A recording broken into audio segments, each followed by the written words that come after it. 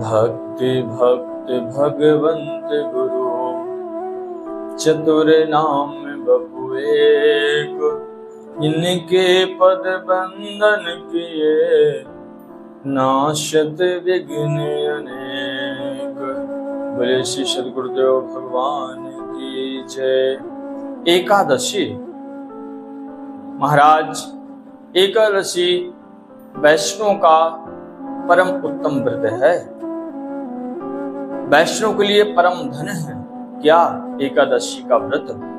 एकादशी महान पुण्य को देने वाली है और ठाकुर जी के चरणों में भक्ति भी देने वाली है।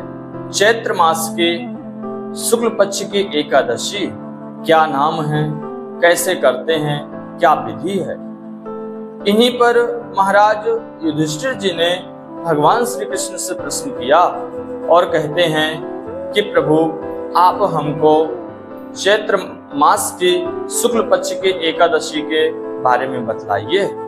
भगवान श्री कृष्ण कहते हैं कि हे राजन, यही प्रश्न महाराज दिलीप ने वशिष्ठ जी से किया था। वशिष्ठ जी कौन है? महाराज दिलीप के गुरु हैं। उन्होंने भी अपने गुरु भगवान से वशिष्ठ जी से प्रश्न किया कि चैत्र मास की शुक्ल पक्ष की एकादशी का नाम क्या है, वो कैसे और क्यों होती है। इस पर वशिष्ठ जी कहते हैं कि हे राजन, नागपुर नामक एक नगर है, एक राज्य है। कहां पर है? ये नागलोक में है। वहां के जो राजा हैं, राजा पुंडरीक, जो कि श्रेष्ठ नागों में आते हैं, वहां पर बहुत ही ऐश्वर्य, स्वर्ण जनित महल और धन धान से संपन्न राज्य है और सुव्यवस्थित तरीके से महाराज पुंडरीक अपने राज्य को संभाल रहे हैं। वहां पर गंधर्व, यक्ष, अप्सराएं निवास करती हैं। ललित नाम का एक गंधर्व है और ललिता नाम की एक अप्सरा है। वे दोनों पति पत्नी हैं, आपस में बड़ा ही प्रेम है। ललित के हृदय में ललिता है और ललिता के हृदय में ललित है। एक बार महाराज पुंडरीक ने अपने राज्य भवन में एक संगीत का आयोजन रखा। उस संगीत के आयोजन में ललित नाम का जो गंधर्व है, उसको नृत्य और गायन की प्रस्तुति करने के लिए कहा गया। महाराज उस सभा को सजाकर जब संगीत की सभा प्रस्तुत होने लगी तो उसमें ललित नाम का जो गंधर्व है वो अपने गायन और नृत्य कला से सबका मन मोहने लगा। लेकिन अचानक पैरों के घुंघरू की आवाज सुनते ही उसको उसकी पत्नी की याद आ गई और जैसे उसको उसकी पत्नी की याद आई तो मूर्छित होकर गिर पड़ा। उसका ध्यान भंग हुआ। सभा में एक बड़ा ही विस्मय का माहौल हो गया कि अरे अचानक ये क्या हो गया। उसी बीच में नांगों में श्रेष्ठ करकोटक नाम का एक नांग जाकर महाराज पुंडरीक से कहता है कि महाराज, इसको इसकी पत्नी की याद आ गई, इसलिए ये मूर्छित होकर गिर पड़ा है।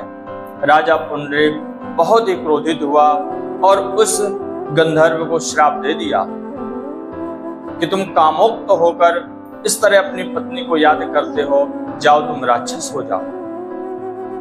उनके कहते ही वह गंधर्व राक्षस हो गया।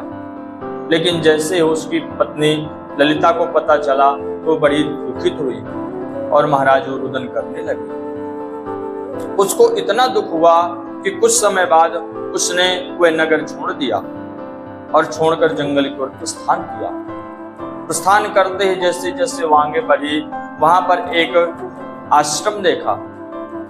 उस जंगल में आश्रम देखते ही वो पास गई और देखा कि एक मुनि वहां पर भगवान की तपस्या में रहते हैं।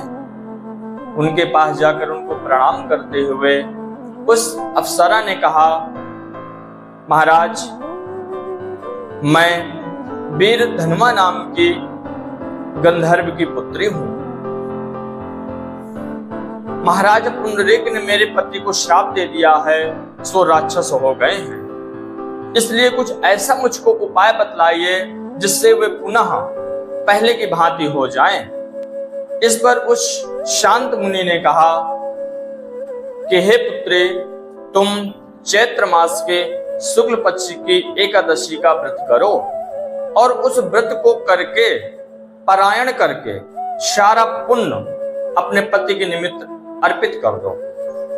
ऐसा कहते ही ललिता नाम की अप्सरा व्रत करने लगी और व्रत करके जैसे उसने पारायण किया और पारायण करके जैसे ही उसने अपने पति के निमित्त उस पुण्य का दान किया तो वो ललित जो राक्षस बना हुआ था वो पुनः गंधर्व रूप में उपस्थित हो गया। वशिष्ठ जी कहते हैं कि हे राजन, इसलिए ये कामदा एकादशी है और ये ऐसी एकादशी है कि वो राक्षस योनि से पुनः गंधर्व योनि में आ गया और दोनों पति पत्नी पहले से भी अत्यंत सुखी रहने लगे। भगवान श्री कृष्ण कहते हैं कि हे युधिष्ठिर, जो इस व्रत को करता है, जो इसकी कथा सुनता या सुनाता है, वो महान पुण्य का भागी होता है। वैष्णव के लिए परम उत्तम व्रत है चैत्र मास के शुक्ल पक्ष की कामदा नामक जो एकादशी है। बोलिए एकादशी महारानी की जय।